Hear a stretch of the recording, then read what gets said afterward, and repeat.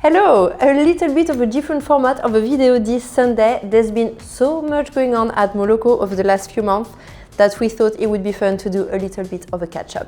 So, let's get started with our summer party. We can't wait for it. It is going to be on the 1st of August and you are all invited here at Moloko in London. Save the date. Save the date. The RSVP link is going to be in the description below. And that brings us to our first topic. We would obviously love to have you here, but we're aware that you might be in another country, in another continent, and we have some thoughts about how we could involve you if you're a little bit further, but we need your help to make this happen. Absolutely. So we're a business powered by a community, and we've been blown away by the engagement that we've had from the local people here who can ride with us in London, but also the people that follow us all around the world. So to give back and also to engage you guys, we would love to see you reach out to us in the comments below of locations where you think you'd like to bring some Moloko community vibes. Or if you want to get really involved, then drop us an email. Address in the comment below. And that could be anything. So if you've got a local community that you'd like to have some more friendly, open, beginner-friendly rides, if you think there's a real opportunity to bring some of the things we do here at Moloko, whether it's the events, the cafe, the bikes, whatever. The trips. The trips, absolutely. We'll talk about trips in a minute. Anything, just put it in the comments or reach out to us and then we'd love to hear from you. Should we do trips next? Yes, let's do trips. Let's do it. I'm buzzing for it. So those two updates literally just happened this week, so we're a little bit on a high. We've been organizing so many trips in France, Spain, Italy, Portugal, and we absolutely love them, but we felt like we wanted to stretch our legs a little bit to see something new. So we're gonna go to Cyprus. Oh wow, that sounds amazing. So why Cyprus? Well, firstly, the accommodation is unreal, and you know, if you've been following that channel for a bit, that accommodation is always a #1 criteria. But it's also surrounded by beautiful mountain with super smooth tarmac. It's not busy, still off the beaten track with a lot to do, great food, great weather all year long. So, I mean, all of the boxes are tick, tick, tick. What's there not to like? I have a question. Yes. Is it cycling ready? Is there like the accommodation and everything set up for bikes? Oh my God, like more than cycling ready. They have all of it covered. They've been cycling for ages. They know all of the rides around. They even have factor bike rentals. Sorry, come on, like that's pretty sick. Canyon would be better, obviously. Put your fingers in your ears, Canyon employees. But I think that's pretty decent, and yeah, like the team knows what they're doing. Obviously, I can't wait for the recce to check everything out, but it was one of those when I had the call, we've been chatting for quite a bit, I had the call yesterday and I was like, yeah, all right, like that's a no-brainer, let's make it happen. Yeah. And I'll be looking forward to it. That'd be great. I mean, we love taking people to the more traditional, well-known locations, but there is so much to do out there in the world of cycling. We just want to be able to introduce people to new things. It's literally why we started Moloko. Couldn't agree more. And talking about new things, the second location is actually not in Europe, and it's pretty special to me because I've been there so many times. I've got family living there. I'm gonna drop it straight away. We are going to Colombia. It gives me goosebumps just to say it. Hey, hang on. Is this just because you're going to see Bad Bunny in a week? Bad Bunny is from Puerto Rico, baby. Oh, is he? All right, okay. And yes, I might be going to see Bad Bunny in 2 weeks. Remove that from the video. Same language, right?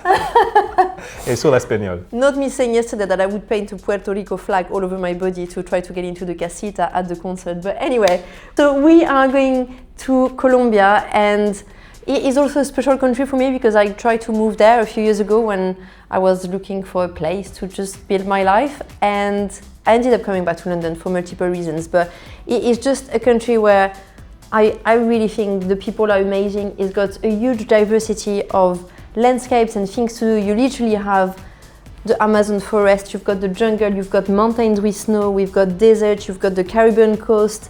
I mean, it's just actually my #1 problem with Colombia right now is to decide on the itinerary, because we're gonna do a 10 days to 2 weeks trip and we obviously can't do it all. So yeah, the challenge would be to make sure we cover the best spots, but I can't wait for the recce. Sounds amazing. So excited for this. What's the food like in Colombia? It's really good. Yeah? Would I like it? Oh, you would love it. There's lots of fried plantains. You'd love that. Anything fried. Yeah, anything fried. Is it going to be accessible to a wide range of people? Do you think it's quite a challenging thing? Because I know some of the mountains are huge, and I saw a GCN video, one of the climbs is like one of the longest in the world or something. Yeah, Alto de Letras, 100 kilometers climb. I personally really want to do it. I think I'm going to try it on the Reiki because it sounds intimidating, but we've done Tidy, which is 50k. It's just twice the same effort. It sounds sustainable. I always have the best memories of the crazy things we do, but anyway, but obviously, as always, like Moloko is about making it accessible, so we will make the trip in a way that means everyone can take part, and we're going to have options on the route. We're going to have a support van. It's going to be a point-to-point with all the luggage being carried away. So yeah, there's going to be lots of options, and it's not a trip just for the super keen 150, 200k crazy elevation every day. It's also going to be an amazing trip for the people who want to take it a little bit more easy and soak in the cultural experiences, because the aim is not to go all the way to Colombia just to do a training camp. Like, we definitely want to visit, experience the culture, the food, the villages, the wildlife. You know, we're gonna have some rest days. Oh, I mean, you can tell I get really emotional about it. I just cannot wait to take you to Colombia with me and to do the Reiki. Coming. Probably my Reiki is going to be in December, January, like that time of year. But again, if you make sure you subscribe to this channel and also set the alarms, you know, that little reminder that tells you every Sunday that video has dropped, because I know you're naughty and lots of you don't do it. If you do that, you're not going to miss any of those super exciting things coming. Well, look, going back to our first call of action, if you're in Colombia and you want to help us build an amazing trip, or you want to get involved, then please get in contact. The email's in the description box below. And come and ride with us when we're in Colombia. Can't wait to meet you there. Okay, update number 3. We are now going to move to the Canyon showroom workshop. What's cooking? Well, we've had such a crazy summer. I don't know what it is about the interest in bikes, canyons, or whether we've just, you know, a second year running, people are starting to hear about us, but we've had our biggest month ever in the showroom, followed by our biggest month ever in the workshop. So lots of people want to get on bikes. It's amazing for us, and we're very lucky to have an awesome team, like really conscientious and helpful staff who just want to make sure that they help people, whether they're buying their first bike or they're buying a super bike. And as an addition to that service, we get a lot of requests from customers asking for small amounts of, you know, personalization, or to be able to protect their bikes with ride wrap, like you've seen the videos previously. And so we are officially launching a service to help you personalize your bike. Customer number 1 is going to be Alex here. She doesn't know this yet. So we're going to make her a really perfect bike, the absolutely ideal bike for Alex, dialed in and amazing. Sound good? Well, it sounds bloody exciting. I know, there's so many we're going to make a whole video on the whole process, and I'm really excited because it's going to be a bit of a demonstration of the things that we can do, not just for a really high-end bike, but then there's lots of things we can take as learnings from that to help people upgrade their existing bikes. So we're fully aware that this whole, you know, Canyon, CFR, Dura Ace world is not accessible for everybody. And ironically, it's actually the more entry-level bikes that have the most room for you to make improvements. And so at the same time, we're going to be bringing on board 1 or 2 of our community members and ride leaders who have really nice entry-level Canyons, typically a CF model, and show what we can do in order to add a little bit of upgrade to that in order to make a big difference on the quality of the bike and how it rides. Can't wait. I am buzzing for this. Shall we show them my frame? Yes, let's do it. Let's do it. All right, you ready? I've never done that. Never received a present with my eyes closed before. Got it? You know, I would recognize the shape of an arrow with my eyes closed. Oh, that's really creepy. I'm joking. Wow, this is cool. What do you think of the color? This is really cool. I love it. Glittery.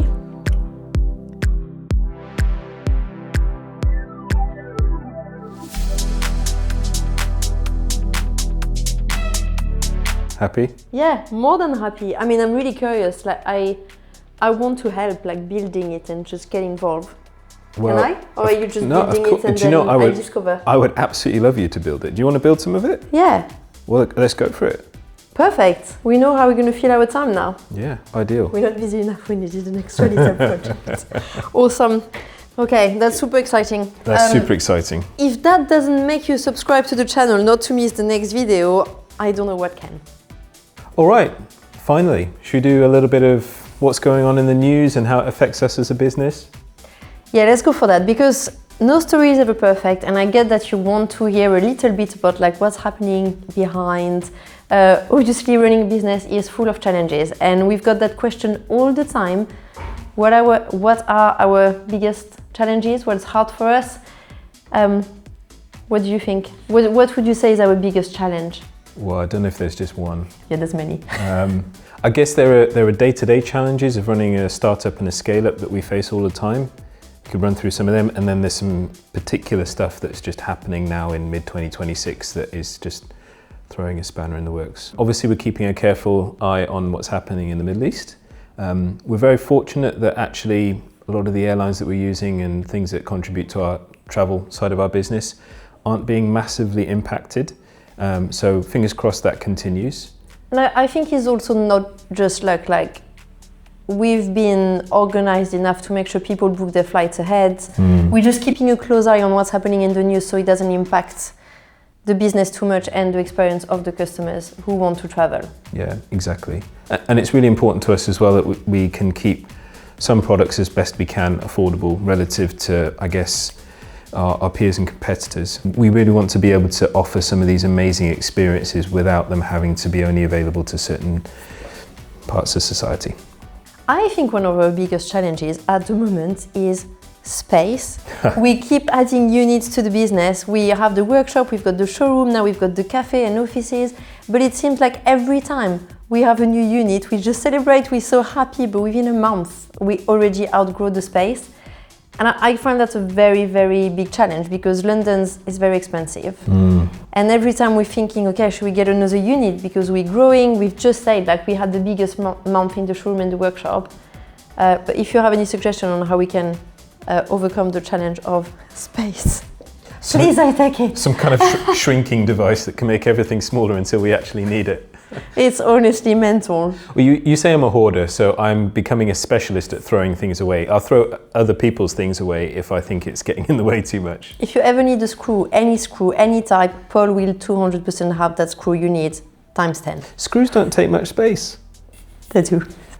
So what else is a challenge then? So, do you know, a positive challenge and one that we really love is the fact that there's a lot of competition emerging around us. And so, you know, when we first started this business, there wasn't really too much aimed at the kind of demographic that we serve or have served in cycling. And we've seen more and more businesses, coffee shops, touring agents pop up.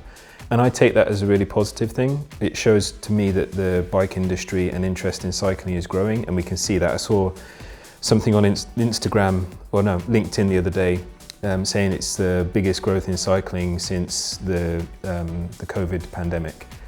So it seems like things are really picking up. We've got the Grand Départ of the Tour de France happening next year, which we're really excited about.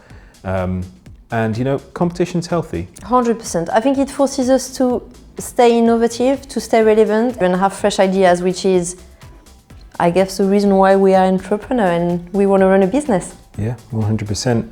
And I think also we're kind of reaching an era with cycling where people want choice. They don't necessarily want to be wearing the same kit from the same club and only ride with them all the time. They want to be able to move around and pick and choose. So I actually think more choice for the customer is healthy and it keeps us on our toes. Agreed.